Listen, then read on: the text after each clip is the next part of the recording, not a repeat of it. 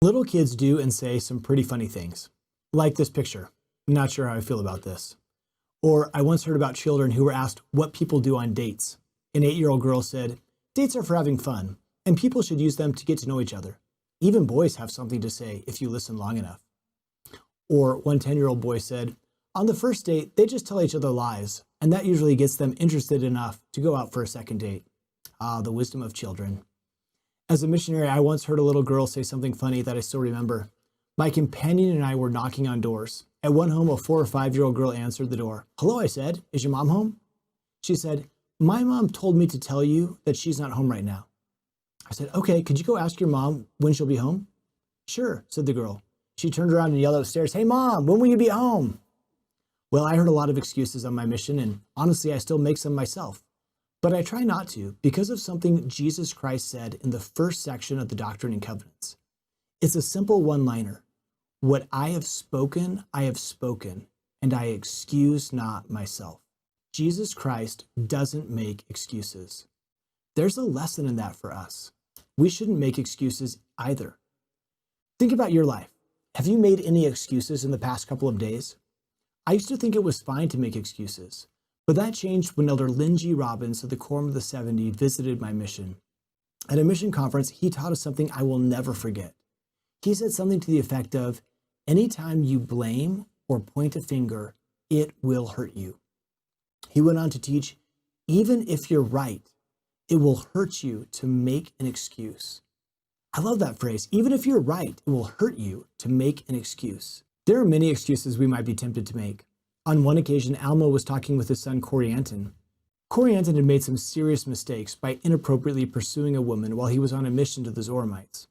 While we only hear Alma's side of the conversation, it seems like Corianton tried to justify his behavior. Alma told Corianton she did steal away the hearts of many, but this was no excuse for thee, my son. Everyone else is doing it was no excuse. The opposite of making excuses is accepting responsibility for the choices we make. In the same father-son conversation, Alma told Corianton, "Acknowledge your faults and that wrong which ye have done." Acknowledge your faults. In other words, if you've made a mistake, admit it. Take responsibility. Ultimately, Alma told Corianton, "Do not endeavor to excuse yourself in the least point." So how can we tell if we're making excuses or taking responsibility? A major way we can tell the difference is in the language we use. Language that accepts responsibility says that we are in control of our choices. But Elder Dale G. Renlund taught, "Blaming others, even if justified, allows us to excuse our behavior. By doing so, we shift responsibility for our actions to others. When the responsibility is shifted, we diminish both the need and our ability to act.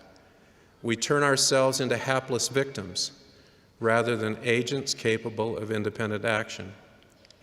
Instead of making excuses, let us choose repentance." We know that making excuses weakens us. What happens when we take responsibility?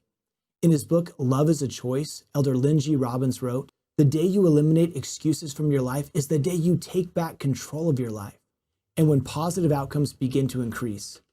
We should be of the attitude, "I'm in charge of my life and I wouldn't have it any other way."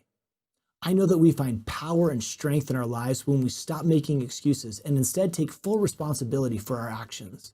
When I think about Jesus Christ, I remember that the night before his crucifixion, he could have made an excuse for why completing his atoning sacrifice would be too hard. But Jesus Christ didn't make excuses.